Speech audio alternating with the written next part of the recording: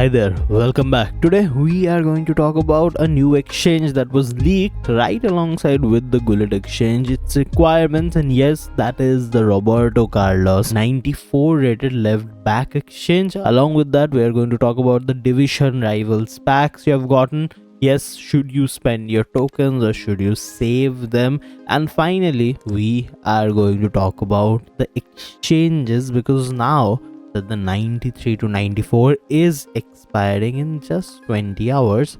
What is next and what are we looking forward to? But first things first, of course, we have a very interesting reward on our hands today because the division rival season has just ended, which means you have received either your advanced competitive points or you have received your competitive points. Let's talk about the rewards though, because as you will see, the rewards were always divided into two categories.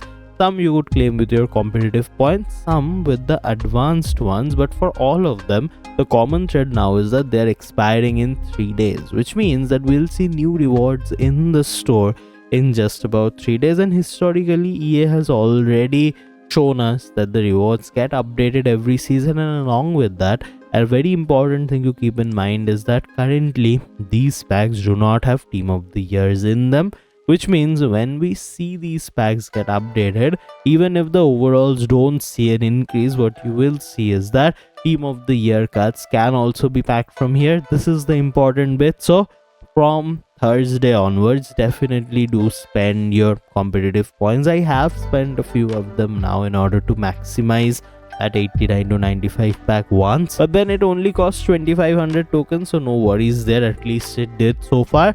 The expectations now is that actually these packs go up from 88 to 97 instead of what it used to be up to 95, since the max overall was 95. And also we get a few team of the year players. So if you haven't already opened these packs, I would suggest that the safer option is waiting until you actually get the team of the years from these packs. Speaking of which, we asked the question in the Discord server that who did you pack from your division rivals packs, and interestingly we did get a few walkouts, and of course we have to feature a few of them. So again, if you have not already sent your pack openings, remember the Discord link is as always in the description. But speaking of these packs, let's see a few of them here. First off, let's start with J Alexander, and he has started with the rivals walkout. Rivals does have Ronaldo, but this is Hernandez 94, the second highest overall you could pack, and actually playable and a very good card that I think goes for a market value of around 60 million. Now that is a win for us. Moving on though, okay, as Chris M says that it's an L pack, we'll judge if that's an L pack or not for real though. Let's see, it's a tap to open for which he has to wait quite a lot. Internet connections RIP, but in the L pack we have a walkout for a, okay, this might end up being a base card actually. Oh no, I thought it's Al Nassr's Ronaldo, but it's 90 rated Diego Jota. Now that would make me quite sad, I'm not going to lie. But then again, of course, Ion has said here that he also had L luck with this, and it's a division rivals reward too, which means that L luck would still give you a 89 to 95, and he is waiting. I don't know what he is waiting for, but he is waiting to get an actually good card.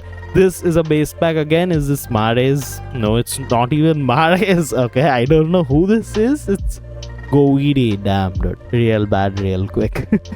But speaking of, let's talk about the next upcoming team of the year major icon exchange. This time we are going to get Roberto Carlos, and actually unlike Gullet, he is a 94 rated card, so a great news if you want a left back, a playable left back. Now one thing I'll say before I actually go over the requirements is that I personally completed Gullet exchange on my second account that I actually play matches with, and that card is amazing, and I'm also going to try and complete the Carlos requirements, which means these requirements do matter. And also from an investment perspective, should they matter is the question we are answering.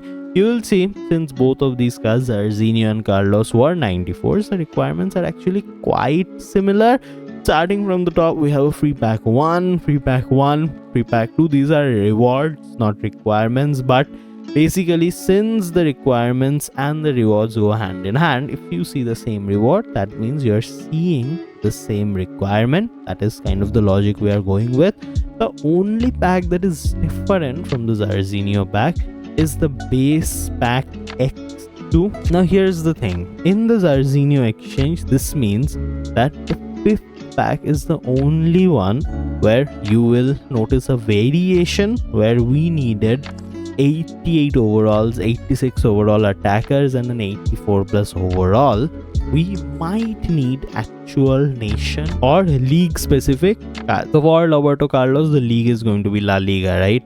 Real Madrid La Liga, and also the nation is going to be Brazil, which means that for this base pack X2, if we are to go with Zarzinho's pack 6, which is also a base pack X2 mind you, we might actually need 89 plus overall Brazilian again, or they might change it and require 89 plus overall La Liga player. Now, since this is the only condition that is different, all of the other ones we can stipulate are going to be same with Zarzinho. Remember, Zarzinho was also from Brazil, so we did need Brazilian players. Apart from this, we'll need La Liga players here. Pack 3, we actually will need some 84, some 83s, very generic. We have this in Gullet as well. Moving on to this, again a Brazilian requirement and a La Liga requirement for us for Roberto Carlos. Pack 5, we already speculated we might get a few hike requirements, not the same as what we already have. For pack 6 though, we again needed Brazilians, so focus on Brazilians. And remember, we already needed 86 plus overall attackers, we needed 86 plus overall midfielders for Bullet, so we'll actually need 86 plus overall defenders too for Roberto Carlos. But all in all, this is the pack. We are looking forward to getting a left back. Do let me know if you want to complete this exchange when it comes though. I for sure would want to complete it. And for investment, currently it is a bit too risky, and these requirements don't really rise up by quite a lot because they don't require a lot of cards. So I am not investing in any cards, at least for the Roberto Carlos exchange. But what I am going to go all in for are the next exchanges. So this week at the very beginning, we saw the 95 overall exchange. Following this, currently we are in the 93 to 94 exchange term, which is going to end in 20 hours. So Tuesday morning, tomorrow, we are going to see the next exchange, which is a 96 to 97. Now if you take a look at the reward list here, you'll see it matches exactly with the reward list that is there in Sapuritz, Martinez, Rice, Son in the same exact order, which means that this list and this sheet, overall is extremely accurate in terms of what rewards we are looking at, which means for the 96 to 97, we have one of the best exchanges so far. We have already talked about this. However, for the coming weeks 96 to 97, we have two very interesting exchanges building up to it.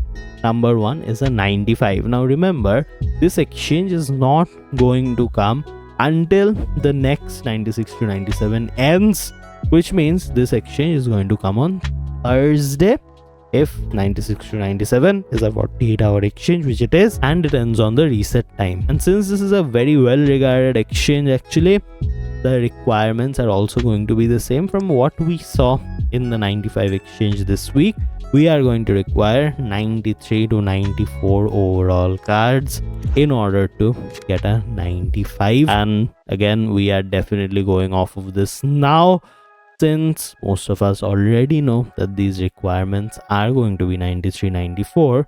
We are stipulating that cards like Brand, cards like Lizarazu, which rose up to 24 million, which is quite a lot, are currently trading at 8 million, 8.7 million, and thus are great options to look forward to. The huge shout out to Labob here for his amazing work, and also again proving why we need to look forward to the next 95 exchange more so than the 96 to 97, because I see a likelihood where they might change the requirements for the 96 to 97. They might require just 95s instead of 95 Toties because they got some backlash. For the 95 though, they didn't get any, which means I think that exchange requirement is not going to change.